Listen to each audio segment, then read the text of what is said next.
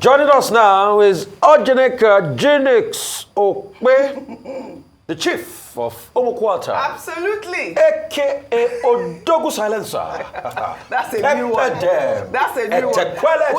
Odogu Silence. I know what Odogu means. It's just the silencer that I don't know who have silenced. Good morning. That silences everybody is called an Odogu Silencer. Okay, I know. I try to motivate people. I don't silence people. Good morning, Ayo. Good morning. Oh, I like that. Yeah, silence. I like that. That's very nice. Good morning, Rufy on fire. Good morning, Ayo. You know what we're talking about early this morning. Lovely. Good morning, Professor Anthony Killer. Good morning. Are you killing it today? Good morning. Good morning, Professor. How are you this morning? You're laughing. Proper. Well, all right. Well, good morning to you, viewers. Let's begin what's trending. The senator representing Kogi Central, Natasha Akpoti-Uduaghan, on Tuesday filed a 100 billion naira defamation suit against Senate President Godswill Akpabio. The lawsuit follows last week's controversy over seating arrangements in the Senate, leading to Senator Natasha facing disciplinary review by the Senate's Committee on Ethics, Privileges, and Public Petitions. In the suit filed at the Federal Capital Territory High Court, Akpoti-Uduaghan alleged that Akpabio and his legislative aide, Mfon Patrick, made defamatory comments against her. I know, Rufai, you have seen this lawsuit, by Natasha, and there was a part in the lawsuit where, Natasha talked about the legislative aide to Akpabio, Mfon Patrick, making those defamatory remarks, where he wrote on Facebook, "Is local content committee of the Senate Natasha's birthright?" And then he went on to state that it is a bottled anger by the lawmaker who knows nothing about legislative rules. She thinks being a lawmaker is all about pancaking her face and wearing transparent outfits to the chambers. They found that comment defamatory, provocative, disparaging, lowering in dignity and estimation of Natasha in the eyes of her colleagues and right-thinking members of the public. That was part of the lawsuit. Akpoti-Uduaghan has asked the court to compel the respondents to withdraw the defamatory comments and apologize to her using a national newspaper. Usually it's like a lot of newspapers, but you see these sort of remarks, especially against women. I'm going to play the gender card here because I don't understand what pancake has to do with anything or wearing transparent clothes. How dare you make such comments against a senator? I think that this actual defamatory lawsuit is quite on point. Well, in the meantime, the disciplinary committee was given 2 weeks to submit its finding with potential implications for Akpoti-Uduaghan's standing. Senate President Godswill Akpabio during plenary suggested that her unfamiliarity with the Senate procedures contributed to the controversy. I think part of the problem is when people come from court-declared senators, they miss the orientation. The management of the National Assembly is hereby ordered to organize periodic orientation, particularly for senators who are midstreamers, who can midstream and did not start when their colleagues started. Because I remember that this particular senator, on the day she was sworn in, raised her hand to speak. I was scared, but I had to recognize her because I was saying, you just gave her the rule book. Part of what we give to you when you are sworn in is a standing order of the Senate. So I said, she even opened the rule book to know what she's going to say. But she made the contribution on that day. I think 2 days later, she brought a motion. There's nothing wrong in being vibrant, but there's a lot wrong when you don't know anything about the procedure. You can't be a reverend father and go and start the church service with communion. You must lay foundation. That was quite an assumption by the Senate President that Natasha didn't know anything about the rule book before she, due respect, came in. This Senate President, the way he speaks, only God knows. Berating her, he said that's the problem when people come through the court process. She has a right to fight for election and she got in. Said she didn't go through, the induction because she came through the cross process, but she's been in this house for a while. She's pushed bills forward. She's gone on foreign trips with even you, the Senate President, which we see. So it's now because she was speaking based on privileges, which she wanted to be heard, and now you are now saying this against her. At first, you are berating her. You are denigrating her. We must say no to what is being said to women. Then, his own legislative aide now went on a tirade on social media. Mfon said all sorts. He's for sexualizing Natasha. Why will he say that, oh, transparent clothes? So is he imagining Natasha in transparent clothes? Why would that even come to a legislative aid? It's quite uncalled for. Then you say pancake. So that means you're objectifying the woman. Mm-hmm. So what you also mean in very big is that Natasha has no brain. This is a qualified lawyer. That's only pancake she knows how to rub. I hear he's been trying to lie. You know, when people do things and you slam them, they will lie that their page was hacked. Because Mfon also went attacking me because I stood up. And I will stand up for Natasha. The world should hear it. The truth is, there's constantly been a tiff between both of them. And it's not only Natasha, they've treated the other female senator, Senator Kingibe, that same way.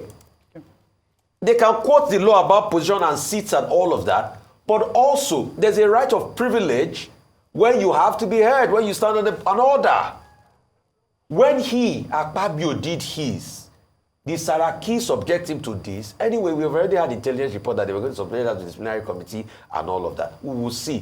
Yeah. They should not forget, there's already a court judgment as regards suspension. Mm-hmm. So you can't suspend the people of Kogi. Like all the senators gather at the back. I also hear, anyway, they've debunked the story that's fake news. I also hear they were trying to call, what's it called, Brekete. Why did he grant, I've heard it's fake news. But see, like all your senators gang up against Natasha, we'll keep saying it here. Right. Because when you did your own, even yours was even worse than this, nobody was high-handed. Right. Learn to respect women. Enough of all of this. Well, even in the statement, he even still showed. So because Natasha came through a court process, which he fought for a case, so she was familiar with. So does it mean she's not familiar? And she's been in the Senate for how many months now? Well, so we should stop all of this. We know what's going on. I stand 1,000% with Natasha Akpoti. All right. Well, she's been subjected to that disciplinary committee, but you know there's been more reactions. Let me just take Senator Shehu Sani's tweet. He wrote, "It's the responsibility of the opposition senators from the PDP, LP, and NNPP to intervene and prevent the Akpabio Natasha rift from further deteriorating. Disciplinary committee can only lead to suspension," and that's a senator speaking. Yes. I mean, what are your thoughts on that? Really right, thank you. And good one there. Senator Shehu Sani is a former senator, so he's speaking from experience. Yes. And he's saying that, yes, I agree with him that the voice of the opposition is quite loud. Yeah. The silence, of the opposition is quite loud in this instance. In fact, I was quite embarrassed to hear that other Kogi State senators were apologizing on her behalf. You know, and all of them are men, by the way. So they were saying that, oh, they were sorry. In fact, one of the men who was apologizing resisted or opposed the bill on violence against persons. So you can understand the background. But in terms of, no, they're apologizing for her behavior on her behalf. She didn't ask them to. I'm just saying that how the voice of the opposition, the silence is really loud at this time. Also, I must say that the voice of women in Nigeria, women groups, you know, women leaders, fellow leaders, also their silence is very loud as well. Yes, you can, to be objective, they say that yes, they have rules, and in fact, they say this defamation suit against the Senate President might be a bit watery because there are certain privileges that are exclusive to senators. And so, and even she herself said it during a radio interview, that there are certain things that happen within the House that they cannot be judged by, you know, outside personnel. That's also separation of powers, legislature, judiciary, and the executive. However, it must be said that this culture of speaking to women and disrespecting and dishonoring women in public offices must end in Nigeria. Must. And the Senate President, by virtue of his office, must lead this charge. Yes. It is embarrassing and disgraceful to imagine that women who are elected, by the way, the numbers have decreased, and you can now understand why. Yes, if a lot of the women who are being encouraged to come into politics, and a lot of campaign is done around this, are not encouraged to serve, because when they get in there, they are at best second-class citizens, where they have to be reminded that they have husbands at home. Can you talk to your husband like this? Where they have to be reminded that, oh, you cannot talk in that way. She exercised her right. And in terms of understanding the position of a senator, how many voices of the other men, we have 109 senators, don't we, in the House? How many of them have we heard their voices or have passed a bill or transmitted the bill as Senator Natasha has done? Right. She has served her people well. She worked hard, and we all saw the journey to emerging as senator to get this seat. Right. It was meritorious. Right. And so I think she should be accorded the same respect as every senator should be respected. And very importantly, women's voices should be heard. Professor Kila, I wanted your opinion on this subject as well. I mean, I hope that this case will set some sort of precedent as to decorum and why decorum is important. Because, I mean, as much as we are saying that, you know, the Senate President should have done this, I think also the, Natasha Akpoti-Uduaghan could have also restrained herself during the process. What are your thoughts on that? Well, I totally agree with you. And let me start by saying that Shehu Sani's tweet reflects what we said here 2 or 3 days ago. You know, when I say when this kind of thing happens, the first thing that comes to mind is, where is the opposition? And indeed, where are the men and women of goodwill? Goodwill not to take a side, but to say this is right or this is wrong, and to see a way to move forward in decorum way. Because the whole point is that if you are in this hallowed chamber, red chamber, they call them distinguished, and they behave in ways that are not distinguished, it is worrisome for the country. I think all legislators should learn the rules, but above all, those who chair proceedings should understand that they have a bigger duty of maintaining not just decorum, but proceedings. When somebody says somebody does not know the rule, actually, let me not say someone, let me call name.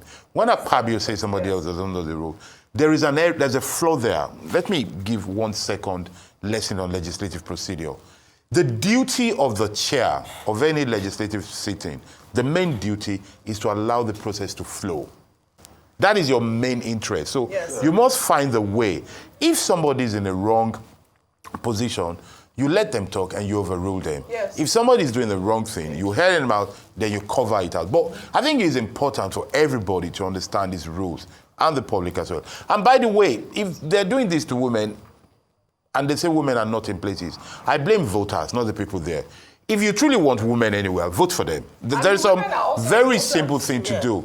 So women are voters. Sent messages that they are strategizing and they are standing by her and supporting her. I recall the first time that he said she was a club girl. They came out to speak on her behalf. So it's really good to hear that they're doing this. He only apologized because Couple Women Foundation, you know, a particular blog released a list of women close to him. I remember that story. Well, as much as we call for, you know, this sort of rancor not to occur in the House of the Senate, we should also call for proper legislation to protect women especially. Simplicity.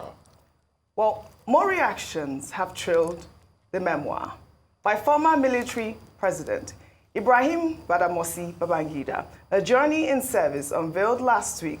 Babangida in the memoir had claimed that forces against the June 12th election were led by the late General Sani Abacha, his chief of defense staff, who later became military head of state. The election, which was widely regarded as the freest and fairest election in Nigeria's history, was presided over by the late Professor Humphrey Nwosu, the NEC chairman at the time. Well, in an interview that has resurfaced online, Professor Nwosu mentioned several names of those he said were involved in the schemes that led to the annulment of the election. Let's take a look. There was someone at the level of the National Defense Security and Defense Council, headed by Babangida. Babangida and Abacha was prominent. They said, okay, that a committee headed by Abacha should find a solution to the problem. I said, how do we find a problem? we should be allowed to conclude what we started. He said Abacha. In that committee, I'm quoting names. Abacha was in it. Nyako. Nyako was in it. General Aliyu Gusso was in it. David Mark was in it. Was the Minister of Communication. I was in it. Secretary of the Commission, Director of Legal Services was in it. Professor Deria, National Commissioner representing Rivers State. We met in Abacha, when we met in Abacha's house, guest house in Abuja. He set another subcommittee, including myself, Akpambo, late now, Akilu, the Secretary of the Commission, I think one other advisor-in-law in the State House. When we got at that subcommittee level, I told them, gentlemen, there is nothing for us to meet. The law is clear. Elections have been conducted. Results have been collected. The only one remaining is that of Taraba, and he had come along with it. Please allow us to conclude. We are a technical body. We are not politicians. In any case, if you don't want us to release the result, you should call Abiola and Tofa or negotiate with Abiola. The Abiola was the winner. We went back to Abacha's guest house, and I reported, well, sir, the law that allowed us to conclude this election made no provision for this technical body, for your committee. You should allow us to conclude the result with that of Taraba and announce it, or you call in Abiola and negotiate with him. He shouted on me, who are you to tell us what to do? You are not a member of National Defense and Security Council. You are not. The council and the court decided you should not conduct the election. You went ahead and conducted the election, that it was illegal. You will recall, throughout Abacha's regime, his Minister for Information regarded our election as illegal. Go to Aso Rock, where all of us will now take a decision. When we got there, Babangida said, NEC, National Electoral Commission, what is your position on this election? I said, sir, allow us just 2 minutes so that it will not be Humphrey Nwosu's decision. It will be that of National Electoral Commission. Sir, this is the decision of the commission. Allow us to conclude this election and announce the result. And that we will challenge that letter, court decision, which Commissioner of Police served on me, that we should stop announcing it. So he said, okay, you people are on your own. Babangida said that. The decision of their. All right. This interview was conducted by Omoyele Sowore about 10 years ago, I believe. Yeah. I mean, and then we have the memoir. Absolutely, in this voice, in this recording, you could hear Professor Humphrey Nwosu corroborating what IBB had said, that the person who led that whole annulment was General Sani Abacha. So there are a couple of other, and Professor Humphrey Nwosu passed recently, is one of the heroes in this country we should celebrate. Unsung hero. One other person, because he mentioned Akpambo is late today. One other person that can fill up this tedious link is our dear own Onukairabo. Yes. Because he also played a prominent role as regards that declaration that was given and that was read out, that unsigned document that called for the annulment. A lot of journalist personnel are no longer around. The likes of them, Otto Nzeribe and Better Nigerian Group and all of that. So we also need to hear from Onukairabo. I think we had spoken about these things before, but at his own time he's going to. Yeah. But Yes, so I think the conversation now is the conundrum between IBB and Abacha. You can see Abacha's kids coming up to say that, yeah, no, you've always looked up to him, his envy and all of that. But those also forget, there was a lot of power tussle in the military right up to that time. It was also part of the power tussle that made the transition, you know, the date line for the transition changed a couple of times, that earned Babangida the name, the moniker, Maradona. Mm-hmm. The truth about the matter is, we should now ask questions that apart from Abiola emerging, which was a strong force based on his antecedents, and part of the things they said, you know, he was also a contractor to government that owed him a lot of money. Who were the other also military guys that felt they were entitled to the presidency on leadership of the country? Mm. Because one part we don't talk about in June 12 was the fact that there was no way those guys were ever going to let go in the first place. Abacha, for instance, that the general norm around he was being called Khalifa. He was the one that saved Babangida's life in the area, Okaku and all of that. That's one. Other people that were around that place that felt, oh, this could also go our way, that were eyeing this same leadership of Nigeria. Then a stronger candidate emerging like MKO Abiola. The also other question is, if a TOFA had emerged, would they have given to a TOFA? So we should also look at the fact that the case of June 12 was another power play among the military apparatchik themselves. The question is, could Babangida have done better to protect? Mm. Today, like they say, hindsight is always 20/20, whatever we say. But he has put his own side out there.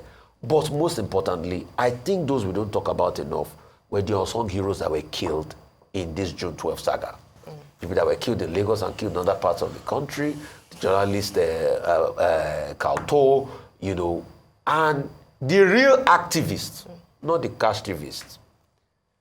I can't speak for the NLC's position in June 12. I can only speak for the likes of the Franco Coris of this world. Mm. And I say it, I'm throwing ammunition and weapon today.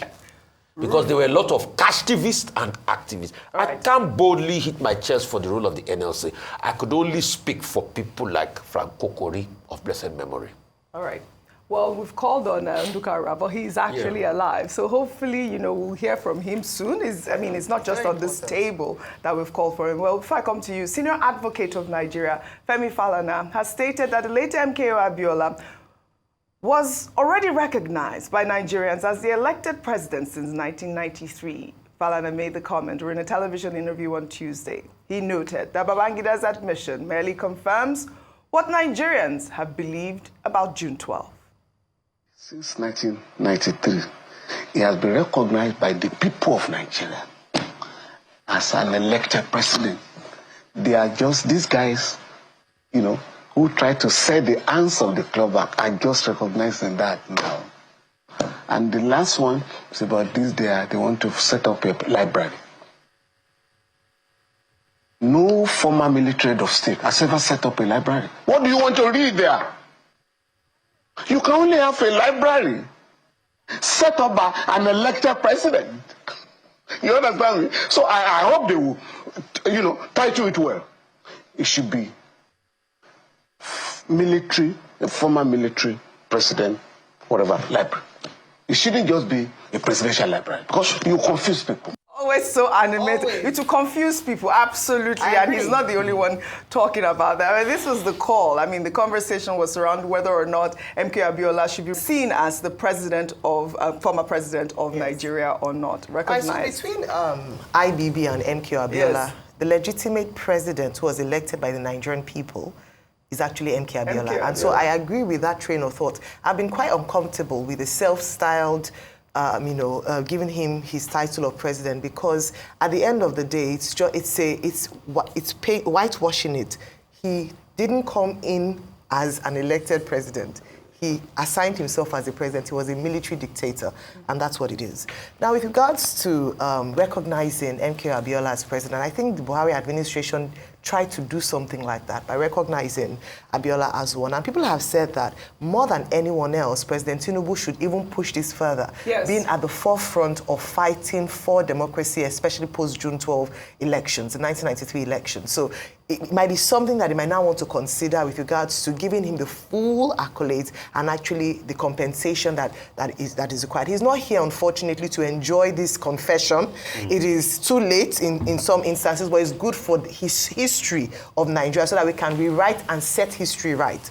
Now, when it comes to Abacha, the truth is that from that statement, and I'm glad that you brought up that interview from Professor Nwosu, it was clear that Abacha was one, there might have been an unwritten agreement that following his tenure, Abacha would take over. He was chief of defense staff, so naturally in that order, he would have come up next if there was if he stepped aside. Yeah. But there was also, from the stories that have been told, a willingness by IBB to transition to democratic rule. And I believe that despite his intentions, the people like Abacha and those other senior military officers you talked about would have refused for that because it was their own turn to now come into power. However, the final point I'll make on this is that if you read, and I'll refer to Dr. Bati's article, back-page article on Tuesday, at the end of the day, it's sad, but you might as well describe his actions as being cowardly. He sold Nigeria for one man's ambition. So whether or not he says, oh, it wasn't my fault, it was Abacha's fault, the truth is that you were the military president. At the end of the day, as we often say, the buck stops with you. You cannot come and be saying it was my chief of defense staff who was calling the shots. What kind of leader does that make you? A leader who was not actually in charge? So that's why I say many more questions have come from these responses, but I think it gives more clarity bringing this up. Well, no, just very briefly. I think I get the intention, but it's going to be a bit odd to call MKO president. President-elect, I think, is the best they can get. President-elect. In terms of technical things. Then he can be the people's president in the sense that, and it is very important to be recognized as people's president because what this shows is that while some people were in denial, the general public had agreed, had known the truth. So while some people are now coming here to discover hot water, most of us had moved on beyond that. We've always known he won the election, and some people created it. And I think it is good in the history of Nigeria to know two things. One, those who stood for the truth in time, at the junction, every time in life, in history, remember where people were. And the second thing is to recognize those who paid some prices for it. You don't have to die. There are some people who, because of the June 12 issue, delayed their life. I know people who got their PhD years later than they should have gotten it. I know people whose marriage went through. There's a lot of things about it, and I think it would be very wrong to trivialize it. It is very important to keep it as a strong part of our history. All right, well said, Professor Anthony Killer. Well said. Well, in the meantime, reactions have trailed the announcement of the new U.S. visa waiver program managed by the Department of Homeland Security in consultation with the Department of State, which allows citizens from designated countries to travel to the U.S. for up to 90 days without a visa for business or tourism purposes. The U.S. Department of State announced the update, which includes a revised list of 40 eligible countries, simplifying visa-free entry to the U.S. for business, tourism, and transit travel. I mean, I did see some reports online saying that Nigeria was exempt. I mean, were we ever there? Please, I just wanted to just read this story to debunk the news. Those African countries or whatever they called, we were never part of this visa waiver program. Well, in the meantime, in the United States, President Donald Trump has announced plans to introduce a new visa to attract wealthy foreigners to the United States, calling it a gold card. For $5 million investment, individuals can apply to become lawful permanent residents. We're going to be doing something else that's going to be very, very good. We're going to be selling a gold card. You have a green card. This is a gold card. We're going to be putting a price on that card of about $5 million, and that's going to give you green card privileges plus. It's going to be a route to citizenship, and wealthy people will be coming into our country by buying this card. They'll be wealthy, and they'll be successful, and they'll be spending a lot of money and paying a lot of taxes and employing a lot of people. And we think it's going to be extremely successful. Never been done before, anything like this, but it's something that we're going to be putting out over the next, would you say, 2 weeks out? And we'll be able to sell maybe 1 million of these cards, maybe more than that. And if you add up the numbers, they're pretty good. As an example, 1 million cards would be worth $5 trillion. $5 trillion. Wow. And if you sell 10 million of the cards, that's a total of $50 trillion. Well, we have 35 trillion in debt. That'd be nice. So we'll see. Rufai, you have $5 million. You have $5 million. $5 million. I mean, you were saying that the other program was easier, but it had some issues. But you know, Donald Trump is talking about making America great. Business. Talking He's $5 million. He said if we get about 1,000 people thereabout, we'll be able to clear our deficit. He said it. So for him, it's his transactional thing. But quickly, it has to go through legislature. It has to be passed at the law because EB5 initially was part of the immigration laws in America. So we'll see how it goes. But I mean, this is all the strategy to make America great again. You said what? You have a merchant as president. Yes, what absolutely. do merchants do? They sell. They sell. They sell in America. Well, all right. I'd love to thank you all for your great analysis, as always, on What's Trending. Well, that's all I have for you guys on What's Trending today. I'll see you all tomorrow.